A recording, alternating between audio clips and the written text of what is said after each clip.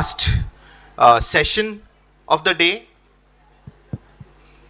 So, so we have a panel discussion, and I would like to introduce the panel.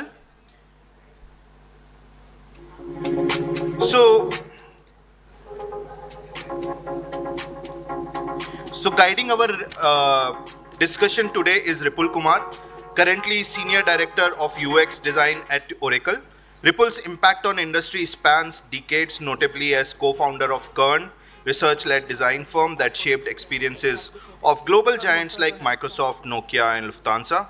Beyond his strategic leadership, Ripul is a dedicated mentor, deeply invested in cultivating the next generation of design and research talent.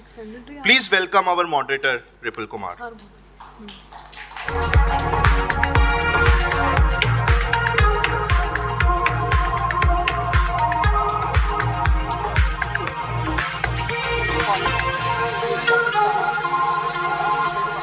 An AI agentic startup in emerging technology space.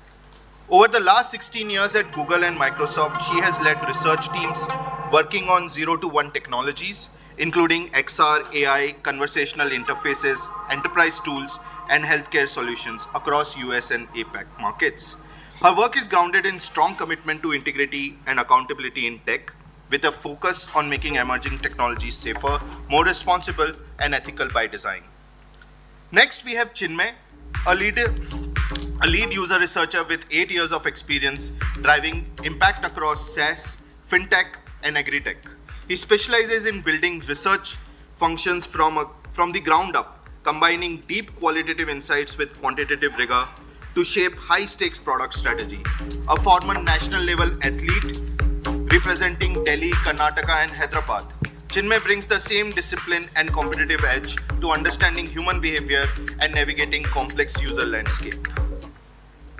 Next, we have Dr. Taapsi Ramchandani, who is an applied social scientist and cultural anthropologist and the CEO and co-founder of Poocho, India's first homegrown research tech platform focused on democratizing primary consumer insights. With over a decade of experience across India, Trinidad, and the United States, she works closely with brands to surface real consumer voices. She then helps translate these voices into accessible, actionable, AI-powered intelligence without losing empathy or depth. Her work spans collaborations with organizations such as Unilever, Tata Digital, Carrot Lane, Tira, Perfetti, India Today, and Bain & Company.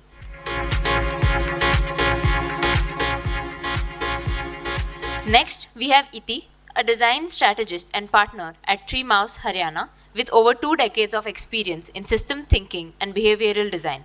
She works at the intersection of design research, strategy, and social impact, shaping inclusive and market-viable services across sectors with a strong focus on equity and access. Iti has served on the Communication Advisory Council for Aadhaar, the WHO Expert Group on Knowledge Translation, and the Board of Reap Benefit, bringing research and purpose together to drive human-centered impact for scale. Can we have a round of applause for the panel, please?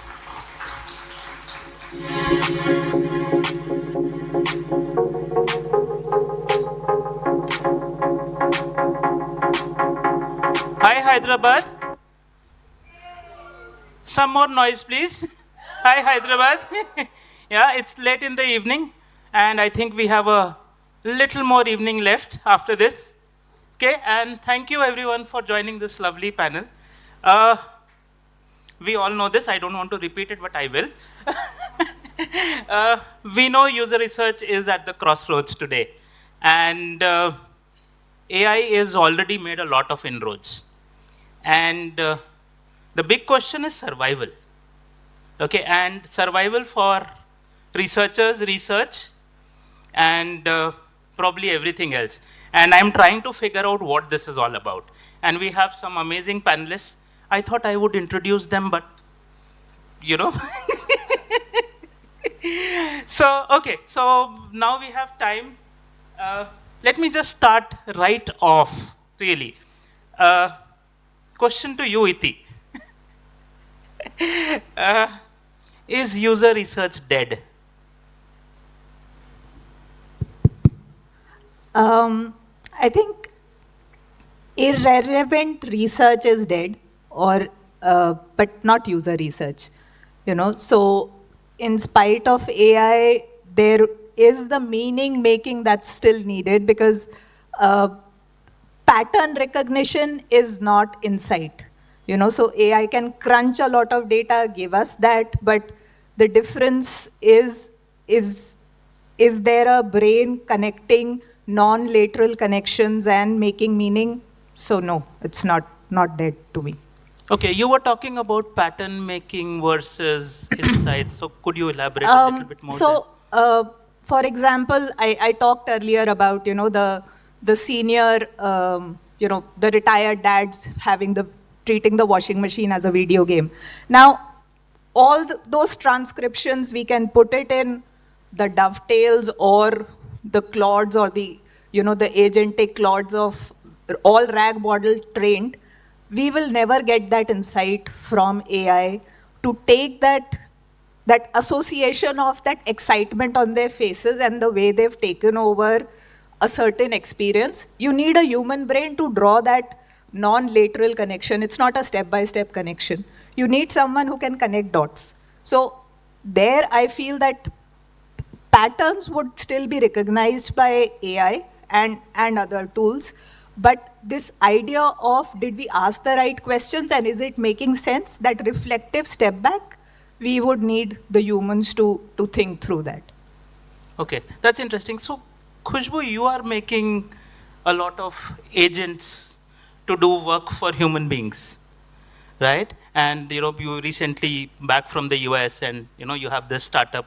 You call yourself a fractional CDO, right? Are you a founder also? I would call myself a builder. Okay. I would call myself a builder. Okay.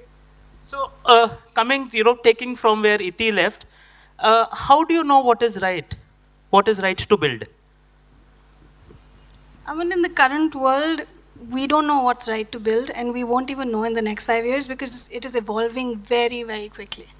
But the question isn't what is right to build. Let's build first, with taking all the kind of confidence that we have from the research that we are doing, and go ahead with it and test and fail, and then build another. I mean, that's the philosophy that we have taken even while I was at Google when we were building emerging tech. Build it out and then see what comes up. So that's very interesting. Taapsi, you're also building. Is your building very different now? As we're building, we're realizing that we can't bucket research we can't consider research to be just one thing. So what we are building is solving for parts of the research workflow and parts of we're building for certain touch points, but there are other parts of it, as Iti mentioned, that we cannot build for, or if we build for, we don't know whether it's going to be effective till we put it out there. So research ops work, the finding panelists, developing screeners, discussion guides, even AI moderation to a certain extent in very specific use cases. These are things that AI will allow us to do faster, better, bring in productivity, efficiencies. But there's judgment, interpretation, sense making, where for us, even with AI agents that we are also building out, we think of those agents as simplifying or fast-tracking the first step of analysis. So rather than the researcher having to comb through unstructured data that has both signal and noise, right, and then pull out the things that are meaningful, and then, as we all know with analysis process, then you cluster, then you recluster, and then you try to make sense of it. You can have agents that help you with step one, clustering what it thinks within certain guardrails, and then you bring in a lens, and you build systems where you have human intervention to now push back and play with that AI agent as a partner and say, I don't think this is right. Let's try again. Have you thought about this? Let's include this. Let's remove that. Okay, so this really moves me into the second part here. So you are building Poocho, which is a product for faster insights. Yes. Correct. So do you think we need more empathy with the fastness that your product is talking about? These are different things in my head. Empathy happens at the stage of data collection and data analysis. Speed happens at the ops level, right? And what we are building for when we talk about speed is just solving for the ops part. And that's the place where speed can come in. And like I said, first level of synthesizing the data into meaningful subsets, because we all need to categorize. Categories are, boxes give us freedom in a certain way. It allows us to think in clusters. And then you can break them apart, right? But empathy is something that comes at the moderation level, right?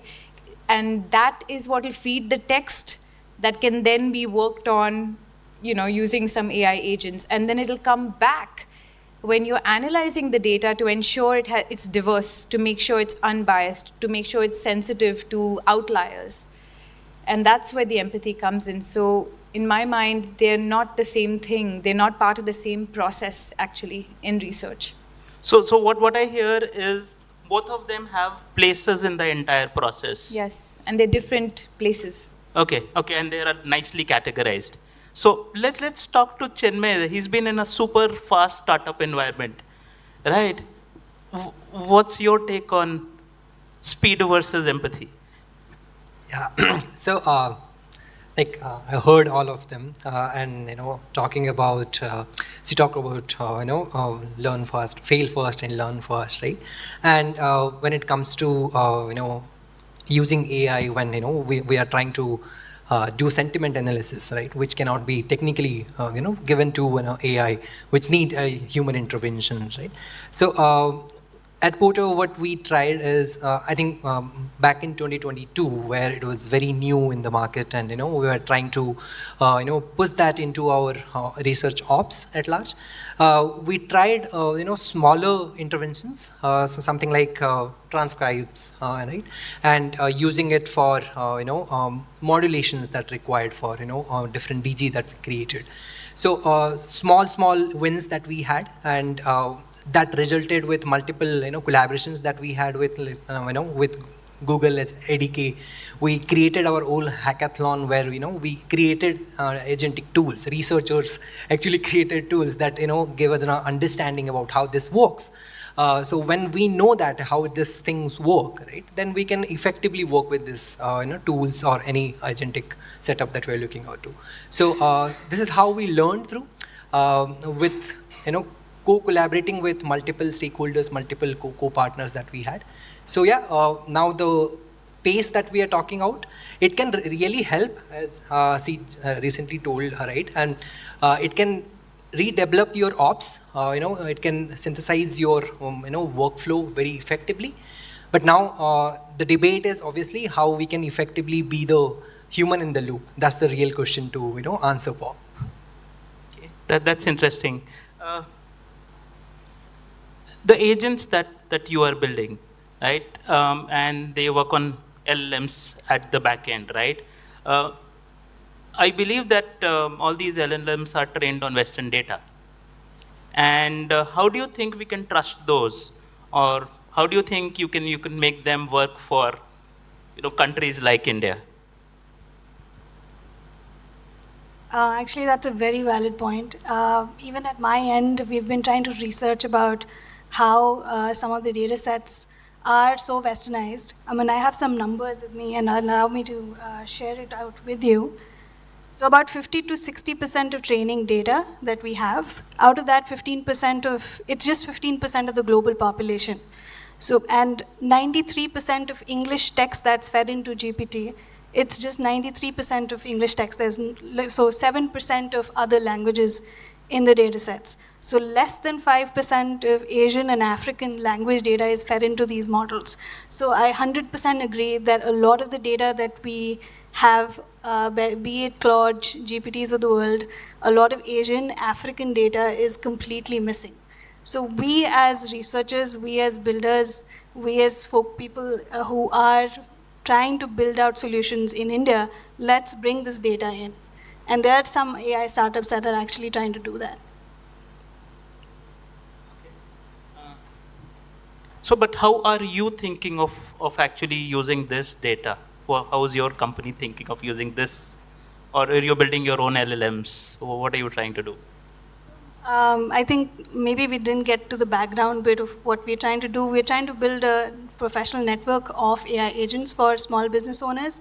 So the idea is that a small business owner, like a doctor, who is a one-shop stop, they don't have people or the resources to hire people, can they reach out to an AI agent and build out operations for them? And we can integrate these AI agents as a part of their workflow.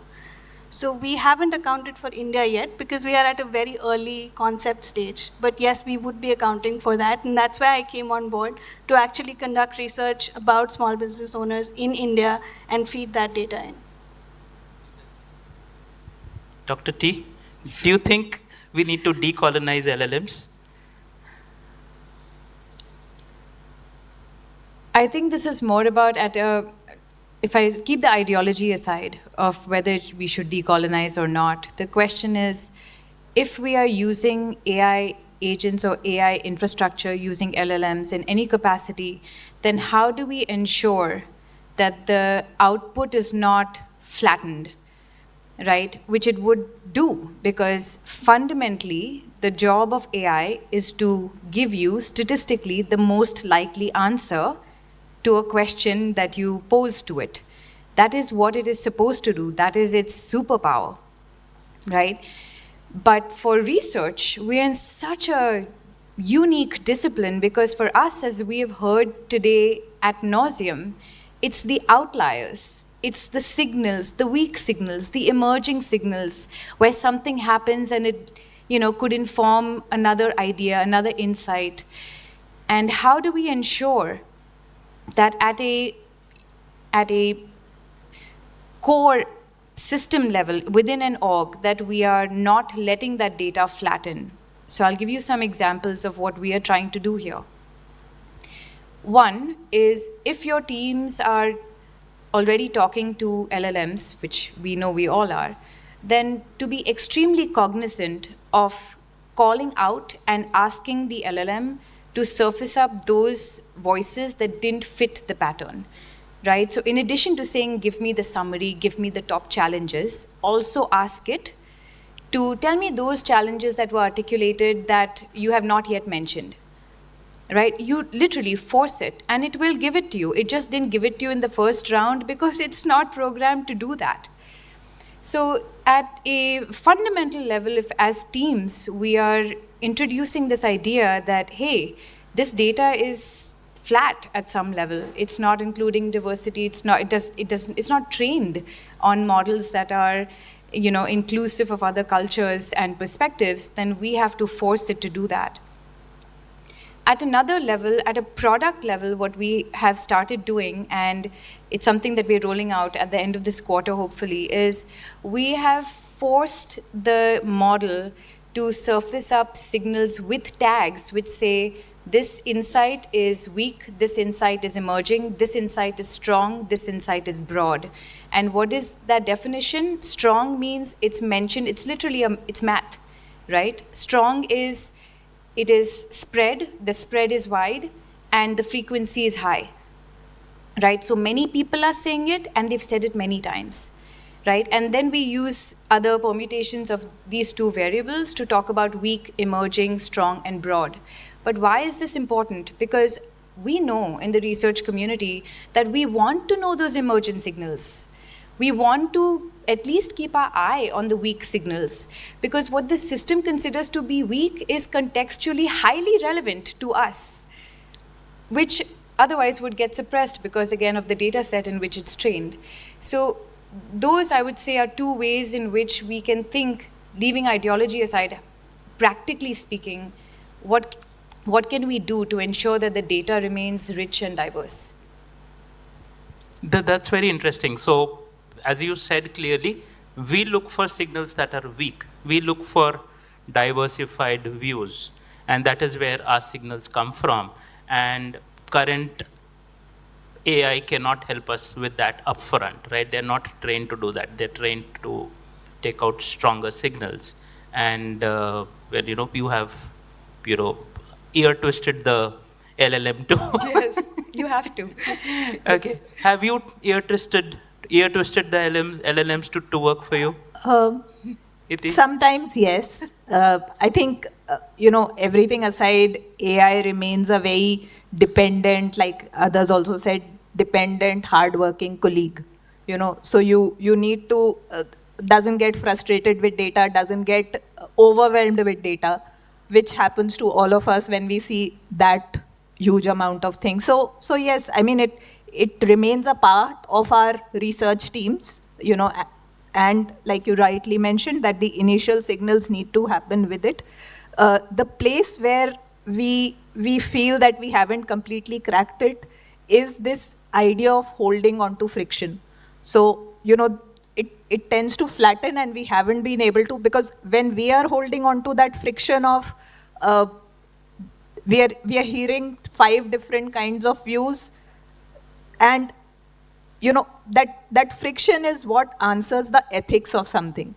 Otherwise, like, we build everything AI, and then the whole world is having conversations around now ethics of AI is becoming a convening.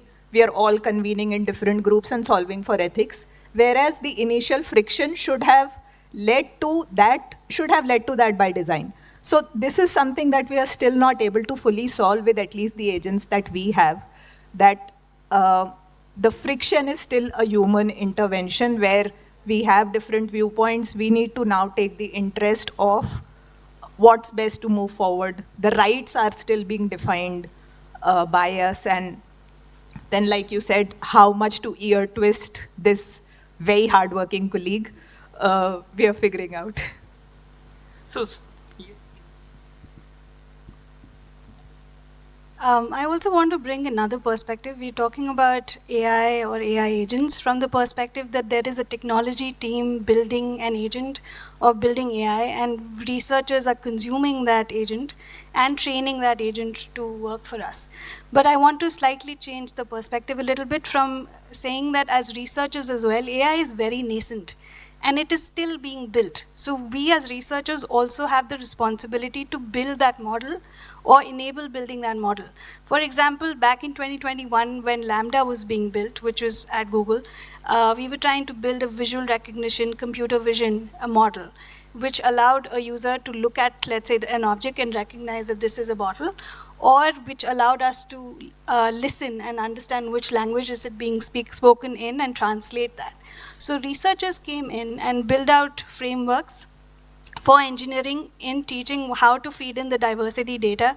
We also taught how to understand visual recognition from the fact that long back Toby, I don't know if you've played with eye trackers, they wouldn't work for brown skin eyes.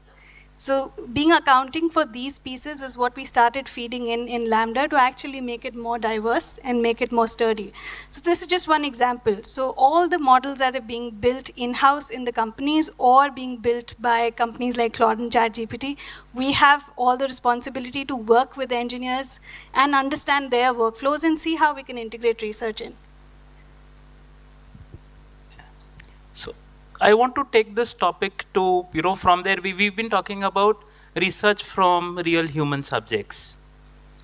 Okay, our research with real human subjects. And, now the conversation is around synthetic users, research with synthetic users, synthetic data. You can just do everything in 5 minutes. I heard that today. Okay, you can do everything in 5 minutes. Chinmay, what are your thoughts on those synthetic users? I'm like intrigued there. By hearing that, it sounds very good. 5-minute research, that is very good, and I'm pushing up my insights very quickly. But now the real question is, adding up to if you're building it for Bharat users, right? India-specific users. Obviously, vernacularization is one thing that comes into picture. If we solve that too, we can use it for ideation. We can use that, for testing. but not for high-stake, decisions that required. What I feel is, rigorous testing around it can help us take those high-stake decisions with validations that are required from real users. But in this process, we need the real user for sure. We cannot trust, synthetic, agents, to research about. It's more around ideation and what I feel, testing that can be done around it. So, yeah.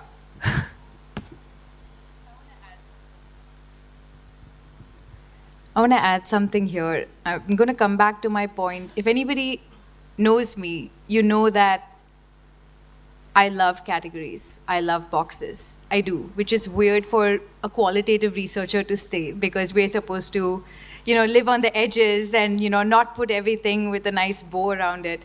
But again, I find it liberating because once I have those constraints, I know the boundaries and I know what I need to break and I know where I need to go.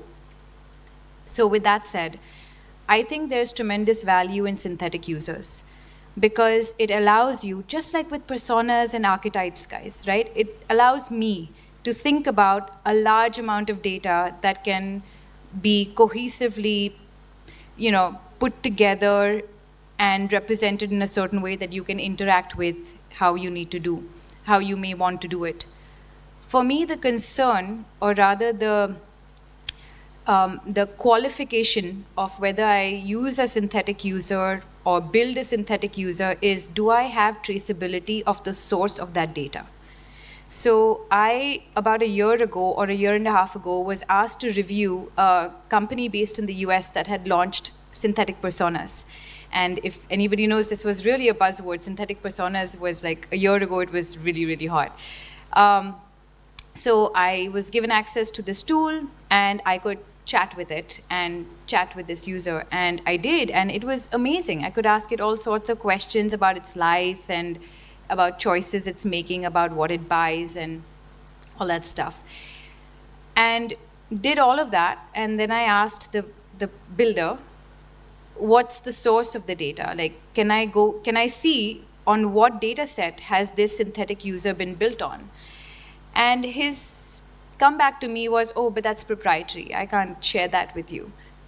Now, as a researcher, right, or actually as a leader who is taking any decision on any data, right, it is the right of the user to demand the source of that data, right? So that can't be proprietary, right? And then I cannot trust it. But if there was a synthetic user that I'm chatting with, and I'm able to click on the source and get access to the raw data files, all the recordings, all the tags, because AI can do this really well.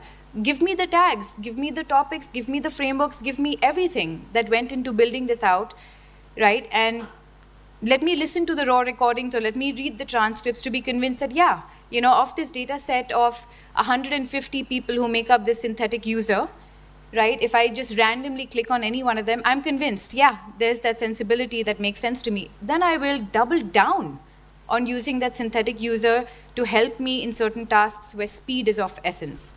So I think traceability and transparency before we, present this as a product in the marketplace is where I'm at. So I think that's audit. If we can audit in the world of AI and research, I think I'm in for it. I'd like to add on to this side. When it comes to a synthetic user, and she was talking about the source, right? It need to be updated in a interval that you are looking out to, right? Because when it comes to users, the source that is coming out, there are multiple factors that can influence a user to change their decision, their how they think, motivations that come out. So if it's really updated in a real-time basis, then we can think of, still, but I'm not in a site to take on high-stake decisions, but we can obviously use that as our testing tools very effectively. Yeah. Yeah, I think for stress test, the right the robustness of synthetic user, if that's right, like Dr. Taapsi was mentioning. Stress test is a great space where, all possible permutations of a known factor set of variables is tested. But when it comes to anything emergent, any new variables, something that, the world's completely changing, that can't happen. So even with them being generative and them, the synthetic users learning on their own, there would still be that gap that the actual variables of a lived experience wouldn't get captured. There are also a couple of attributes to synthetic users. One is, as Taapsi talked about, transparency. Checking for biases is another piece, which is huge. The third is it's being trained based on tokens. So not necessarily it'll understand all kinds of context. And human behavior also changes and varies with context, which is what synthetic users would not be able to do. And then, of course, tracking back on what they said based on what context and how it will evolve over time. Again, something that we need to go ahead and audit, so I 100% agree. This actually piece reminded me of a story where there's this organization who was trying to build a research AI tool, and they brought in 5 top AI researchers, and they said that we are giving you this data set. Take this data set and analyze it. And they did an analysis, and the same thing was done with the top 5 AI tools, and the same data was fed. And when the results came in, themes were very similar. But when we went ahead and asked what are the exact sources and verbatims, there were none. And when we asked where this was coming from, and a lot of the core verbatims, insights, the stories that the researchers had heard was completely missing. So yes, reliance and relevance is key, and we need to work on improving it. So what I'm hearing, motivation is missing. Okay, so going back into what Taapsi was saying around, the source of data, I would want to move on the side and talk about the privacy of data that we generate. Okay, we generate a lot of data. We generate tons and tons and tons of data every day, correct? And you feed this data into an LLM or set of LLMs. And, but what about our privacy, then the data's privacy? I'm like, anybody, it's just no but one. No easy answers, especially with generative, because then I never gave consent for reuse, or, that it was a one-time consent. It is now evolving by itself. I didn't give that consent. Once it's learned, where is my accountability of that data, or even the ownership of that? So yeah, from a privacy angle, no easy answers. But the second lens, which is also, like last year I was part of a few panels or teams where we were developing the AI ethics frameworks, that India-centric or global South-centric understanding of privacy, of safety, of trust also needs to be there, because Eurocentric sense of privacy is very different. For us, what feels dangerous, what feels unsafe is different. We go with our Aadhaar card to the cyber cafe guy, give him all the details and tell him, please fill the form. That's our sense of privacy. And we feel completely safe with that. So there needs to be, the DPDP Act is in place and a lot of things are in place. But again, I feel that privacy needs first the India lens, and we are big enough to have our own lens. But yeah, I don't have answers. I think for us, what we are adopting is, again, transparency about what models we're using and where and how data will be used when somebody is uploading that information onto Poocho. And beyond that, it's a black box itself, because even though, let's say, we're leveraging enterprise LLM models, why? Because with that comes some assurance from ChatGPT and Gemini that they're not going to use it if you buy the enterprise plan. But like I said, beyond that, it's a black box. Are they actually doing it or not doing it? Nobody knows, right? But what all we can do when we are building these platforms is adopt a transparent tone and say, we're using this, we're using enterprise grade LLMs, where your data is not going to be, to assure that we are doing the best we can about the models we're using. As for our own role in terms of our data training and our research agent training, we are not going to use proprietary data and we don't have access to that. So my point is, at the implementation stage, what's going to win in this age where there is tremendous amount of ambiguity about what happens with data and privacy around it, is to draw those boundaries and be clear and transparent about what you're adopting and what they get access to. I think if and when AI solutions use data without permission, that's a clear transgression of the line. The point is, no matter what your legal guidelines say, if I uploaded it for this, but you are also using it for this, that's a straight shot, no, irrespective of what is happening at the back end. So I think just transparency is where we're at. Aren't they anyway all built on illegal data? Illegally again, sourced data. I again, no idea. Like to a certain extent, there's, yeah. Like, actually, I do have an example of that.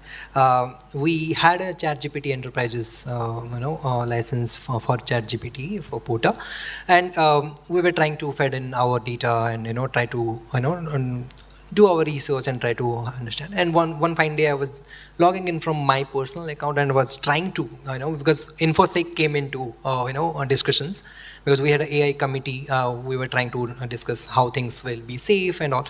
So just to check on, I was, going through and browsing from my personal ChatGPT, and I just wanted to understand how user insight works at Photo and what kind of insight that they generate and all. And to be my, I was very surprised seeing that it was not very precise, but it was giving a very, listed account of, those insight and numbers that has been coming out.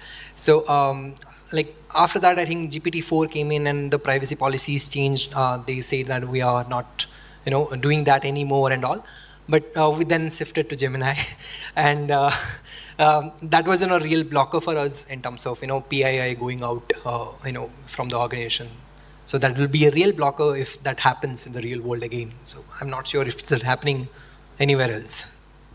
I can bring a technology point of view, slightly on the positive side. When we were trying to build out glasses, which is where Gemini and Lambda comes into play, we did try to integrate data privacy features right at the early stage itself, even when the glasses weren't built. And the idea was to, one, build for transparency and awareness. So let's say if my camera is on my glasses, the other person should know that my camera is on and I'm recording it. So that is one of the core features where we added a LED showing that, yes, the camera is on. The second is what kind of data is being collected. So are we collecting data to improve the models that we are building? Or are we collecting data to understand more about the user? And there is a difference between the two. And making sure we have strict guardrails on what data is collected, for how long, and what it is going to be used for, and making sure that the user is aware of it. So we would add these notifications early on itself that this is what it is going to be used for, so that you know that what data are we reading in. And these guardrails were not only picked up for camera settings, but even audio settings, because you're hearing all kinds of things. Like, we are at home, we're talking about personal stuff. We know that we have Google Homes and Alexas in our houses. That needs to account for the voice data that it is feeding in. So these are the pieces that needs to be fed into the models in the early start itself, which is what technology companies are trying to do if they're being ethical about it. But I also want to bring in another lens, is that this is not just a technology problem. It is a systemic problem that we need to solve together, because governments need to come in to talk about what are the AI regulations that we need to build. The organizations like NGOs or civil society that's actually working on the ground with demographics that we don't have access to, they need to come back and share the data sets that they can bring and build in. So it's a problem that we need to solve together holistically, and instead of passing the ball and trying to say that this is one problem that needs to be solved by tech companies or researchers or designers versus others. Or governments. Okay, so this is something that, I think you brought up, Khushboo, earlier around democratization of research. So we all talk about, how research has to be democratized. Many people have to be enabled to do research, not just researchers. Research is not for researchers alone. So what are your points of views on democratization of research? I would go with, Chinmay first, because I love that idea at first place, right? When our stakeholders, our peers are interacting with users, and they're understanding their pain points. But now when it comes to giving the specific tools that we're looking out to, right? We can when it comes to researchers, we can delegate some of our works. I'm not saying the rightful work that you are doing, but in terms of specific testing that you are looking out to, right? And they can actually gain some knowledge around it in terms of how users behave in the real world scenario, right? And how to specifically observe users in their specific settings that they are coming out into, right? That helps, but there should be a gatekeeping that we need to do as a researcher, right? In terms of the quality that has been coming out to. If they are coming up with outputs that has been purely driven by AI, right, which is not synthesized, which is not thematically analyzed, right, that will not make rightful sense in the product loop that we're looking into. So that's what I feel. To democratize research, we need to be very mindful, but also use that opportunity to help our peers to gain knowledge. That's where we'll grow together. So yeah. Taapsi, your tool helps democratize research, right? Listen, I've been talking about pro and proto researchers now for a year. I'm seeing both types of users on the platform. Pro researchers who are trained in the craft, and proto researchers like designers and marketers and founders who are attuned to the importance and the relevance of research, are interested in getting it right, and are also looking for the right way to build, which is starting with consumer feedback. So I think, yes, there has been a democratization of research because of access to research tools and infra that allows them to do it less painfully, right? Because that's the biggest block to doing more research. It's not that people don't want to do it. It's just that there are so many steps to getting it done that you really have to balance that against the pressures of time and other limitations. I do think, however, that while research access has been democratized and will continue to be so as the market evolves, judgment won't scale that easily, right? And that's something that I just want to seed this audience with, is the judgment about what is good enough insight to act on, to take to your boss, to make a decision on, to change a strategy on. That is going to be much harder, and that's not the same thing as getting access to the tool to collect the data. So that's going to require rigor. It's going to require how teams and organizations think about training and sensitivity and privacy, and then use the tool to increase access, to more stakeholders. So there's a but there. Yeah, I am pro democratization. I also see research like the verb researching, designing. So if researching is the idea of from noise go to signal, makes sense, then people who can think in systems, who can connect dots, could be a Marcom person. Maybe Marcom sometimes are the best storytellers, because that's their role. They can tell you the best vocabulary that someone would understand something in. So be it whatever stream in an organization, if the skills needed for researching are there, which like you talked about guardrails, then yes, that role should be able to take on this additional skill of researching. And similarly, for the people who are researching in this room, if the skill for designing, which means that you're able to take an insight, make it tangible as an activity and experience that can lead to an intended action, and if you feel that you have that insight and the skills needed to do it, then again, for your own evolution, you should be also able to contribute into that. So, like corporate India has this, one person organizations, OPO or OPC it's called. It's actually a legal entity that people can register themselves as.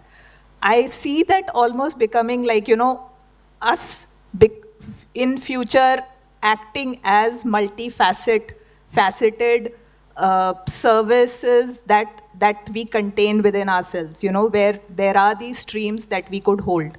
So from that point, I see that within the kind of support that we have with AI, with others to engage with, there should be that ability to democratize all different things, even business thinking for that matter, so not just research, but like all the other streams as well.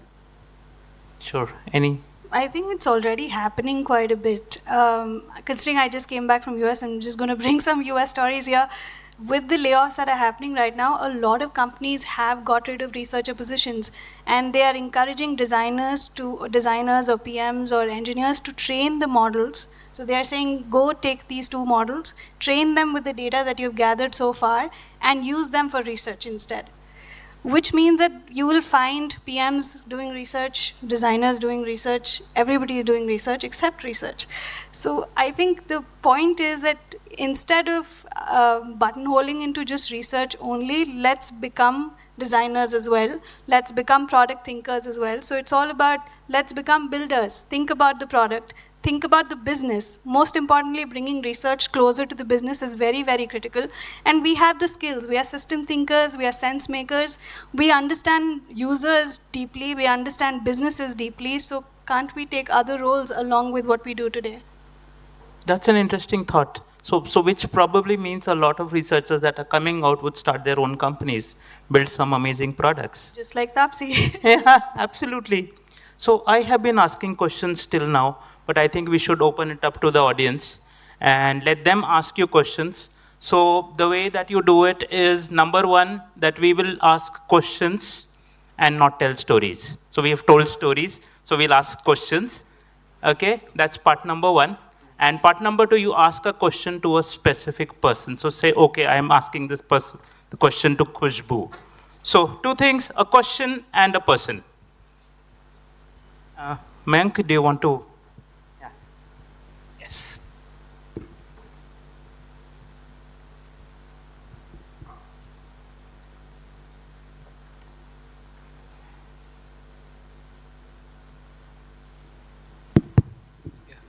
Hey, hi. Sorry, you said that I have to ask the question to a specific person, but... If you don't, then I will figure out a person. Yeah, that will be easier for me. So my question is that in my current role, we are building products for internal teams, right? And in the research that we are doing, the focus is now shifting from user experience to efficiency, because we are building agents now. So what do you think will be how the user research will evolve in this scenario when we are not building for user experience? Khushboo, probably? I think 100%, because I'm seeing that happen a lot. A lot of researchers are being asked, including us, we were being asked to account for speed and velocity without having the time or the bandwidth to actually think about the quality that is coming out. So I don't know if I have a direct answer to your question, but I think that's a responsibility on the researchers to take a step above and guide these teams to be able to get into the direction where we account for quality, where we account for how research can actually build products and implement it, and not just end at research reports. I don't know if I answered your question, but I 100% agree. I'm seeing that trend quite a bit as well.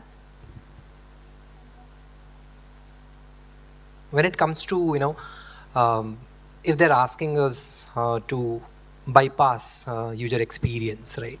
So we can, being a researcher, we can give them rightful examples, right? When we bypass the user experience, what happens, right? How the user struggles. So when you give a rightful example, if they live by it, they can relate to that. So I think that can help them to take those decisions and which have happened in the past. So maybe that can change the decision that they are taking up to. Elaborate my question further? We are not building for users anymore, right? I build for internal teams for my company. Here, to put it bluntly, we are building agents where humans are not needed anymore. So what as a researcher I'm supposed to do, how the research, I'm trained to build for user experience, right? Understand user experience, understand user problems, and propose solutions for that.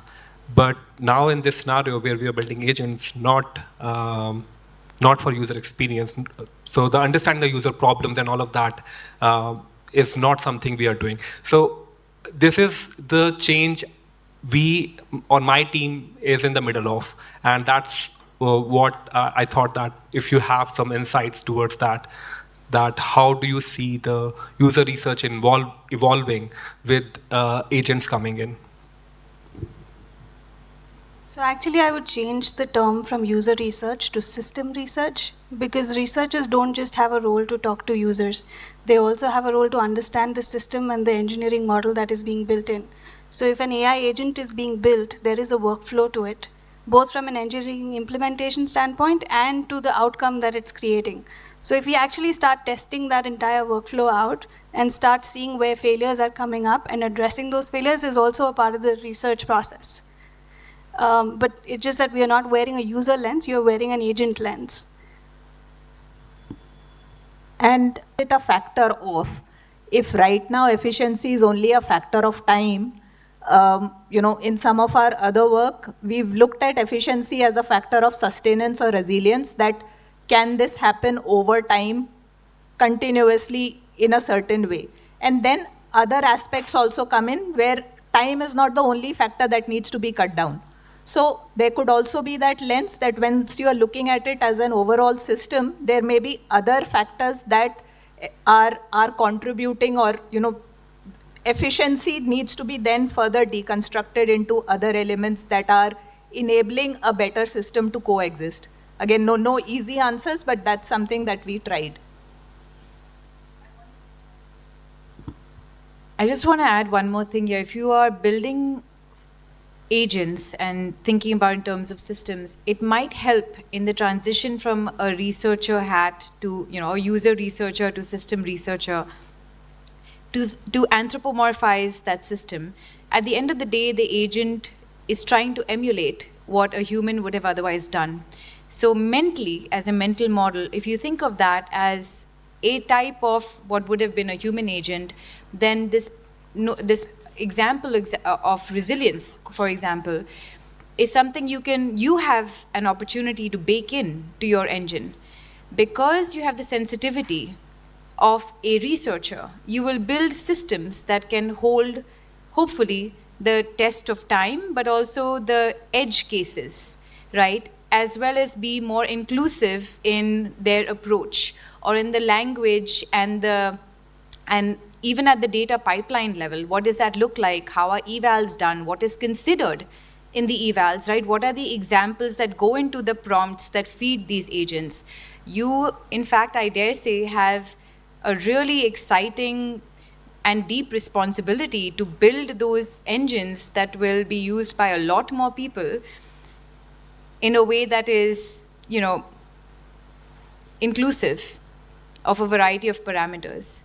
So thinking of it as training a research part, or training an agent, training a junior, and if you think of it from that lens, then that might help you think about implementation. It's a lovely answer, thank you. Hello, significant initial process of user research.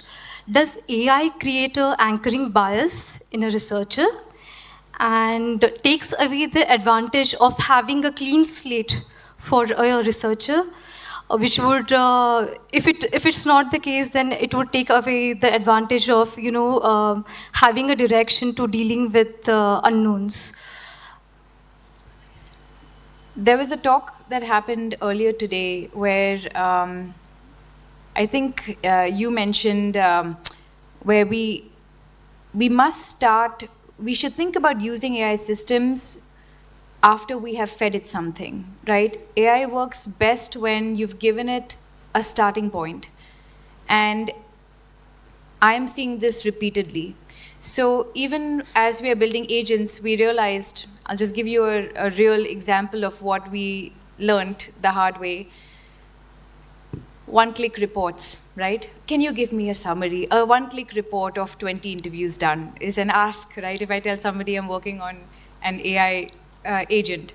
And we did it, right? At the back end, we built it out, one-click reports. And I'm reading the report and I'm just like, this is just too generic. Like, I wouldn't know what to do with this data. It has everything there. It has the sections there. We've prompted it, so it's not coming out of a black box, you know. But the content and the substance was just not, it wasn't anchoring, it wasn't loaded, right? In the way that I wanted a research report to be loaded. I don't mean dense, I mean insightful. Then we realized that what we needed, in addition to AI generating that report, is we needed more input from the researcher about the context around which that report needed to be generated. And we can't build for this, because every single member in this crowd here is going to have a different context, a different ask from the data, and you all want the one-click report and the deep dive with the sections, right? So while I can templatize certain parts of this, what I cannot do and systems should not do is gloss over the context, right? And context has come up more than once in that lovely cat example as well, right? We need the shadows, we need the highlights. And so what we had to do for us at the product level is now we have an input field that says, what are you looking for from this data set? Or what do you want to get answered from this project? And we are almost forcing researchers to say, can you list out 2-3 questions you would like answered? Can you give us a sense of the target group that is your focus area, or key attributes that are meaningful to you? Because without this input, what am I doing cohort analysis on? AI can go nuts with cohort analysis, because in every conversation, they're talking about their age and how they live and where they live. And you could go cohort analysis at a location level, cohort analysis at a gender level, cohort analysis at any level. But that is all noise, right? Unless you target the ask. So I think that, to answer your question, I would not trust a system that just does something for me without giving me space to input my ask. So if there's any solution, shiny object in the marketplace that says, just put in your transcripts and we will give this to you, that is, I guarantee when you get that output, you will be underwhelmed by the data that comes out. I would not give a blank paper to a junior researcher. Oh, great way of putting it. Yes, exactly. Yeah, so thank you. One quick question. In my experience, sometimes as a user researcher, it becomes really emotionally taxing and at times mentally exhausting. So my question to any of the panel members, any knack to go about this? Breathe. Sorry? Breathe. Okay, thank Go you. for a run, as somebody said earlier. Exercise. Yeah, interesting. Thank you.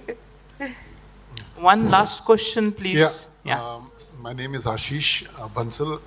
I wanted to check, one of the things that I keep thinking about is that with the lot of technology and AI, a lot of original work is getting over. And as that original work starts reducing in amount, the AI agents are going to feed on that, which is a result of what they have themselves consumed. In this spiral, how do you think it becomes any intelligent or informs? That's one. And I take an analogy from the consumer electronics, where for the homemaker to have time for the family, we created a lot of home appliances so that freed up the time. However, what we realized is that the families became even more lonelier because that time went into doom scrolling or whatever. So I don't have an answer, and I'm just trying to seek, what do you think about Because many in academic world also, most of the research papers that are being constructed are not so original. Maybe sometimes for promotion, sometimes for getting something. But if that is being fed to the AI agents, then what is it that we are looking forward to? Who's this question for? You decide. Maybe Khushboo. I think I agree with the sentiment, and this is one of the core worries that all researchers have. However, I would paint this in a different picture. Life is very cyclic, and so is technology. So as you are seeing that a lot of duplicate stuff is being built, or AI stuff is being built, and original content is going down, it's actually going up. So you see there is a lot of focus on authenticity. There's a lot of focus on creating original content. So it works in a yo-yo. So the more you see a dip, the more it'll pick up. And soon after maybe 2.5 years, you'll see that a lot of original content is coming in. For example, not about content, but just like I was saying that we don't have a lot of diverse data in the data sets that we're using, there are a lot of startups in India that are actually providing data sets about Indic languages. And it is being fed as we talk. There's a huge AI summit that's happening in Delhi as we speak in the next few weeks, where government is encouraging people to come on board and build Indic content.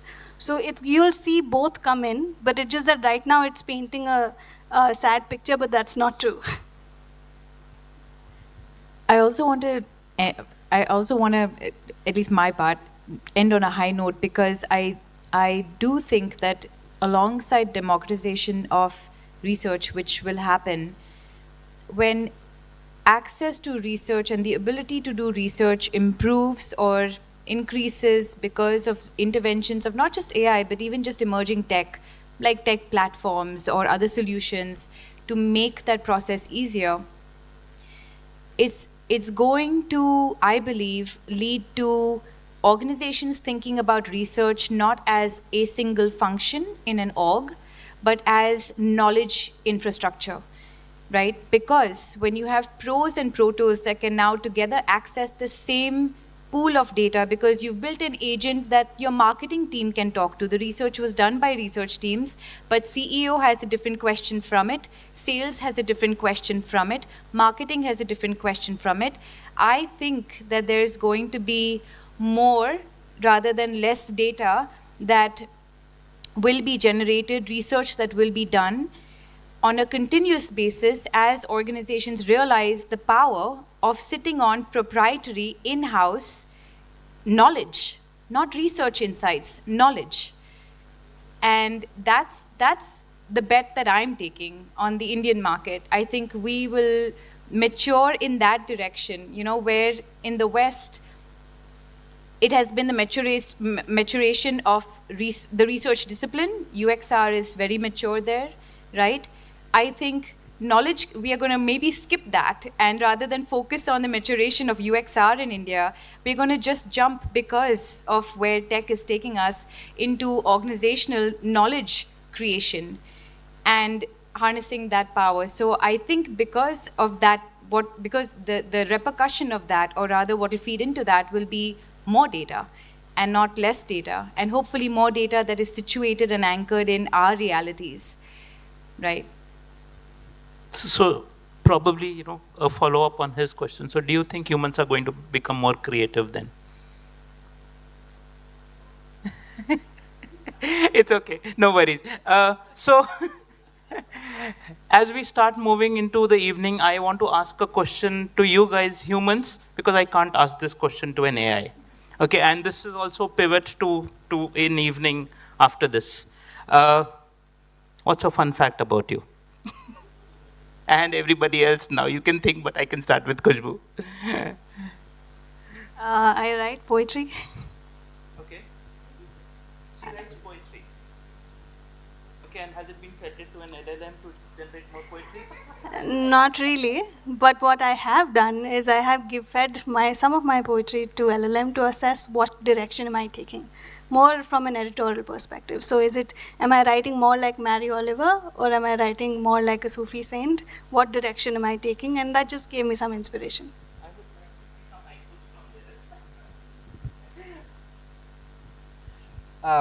For me, I try to embed it. Yeah. So I try to embed it multiple sports into me when it comes to any part of my life, right?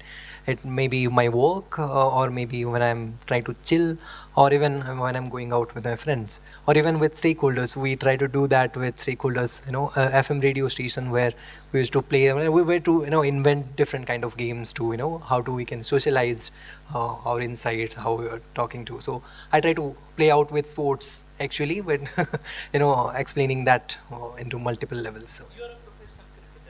Yeah, I was a professional cricketer. I used to play for her. You guys should note that and start with that. I can write backwards. I can write upside down. I can write upside down backwards. I can write with my left hand. So, very random. I don't need it in life. Yes. Yeah, ambidextrous. I'm working on the left side more now, but the right side, all forms of writing and impressions, I can do that. So if I worked at a restaurant and I had to write the menu on, on the glass, I would be really good at it. Yes. Yeah. Okay. I anyways write with my left, so I think some part there I've captured. But yeah, I think I have an 8-year-old daughter, so through the years I have designed a lot of games with her, card games, and yeah, just that. And now we are trying to take it a little broader into her class and see if some of that could work. So for different kinds of things, teaching her Hindi, reading, geography, like awareness, basically world awareness. So yeah, that's. So a lot of fun facts to start the conversations with these lovely people in the evening. And thank you, absolutely thank you. I'm not summing it up at all because I want you guys to have more conversations with people. And thank you, everybody. This was lovely. Yeah, appreciate it. Prachi to pass on the token of appreciation to all the panel members.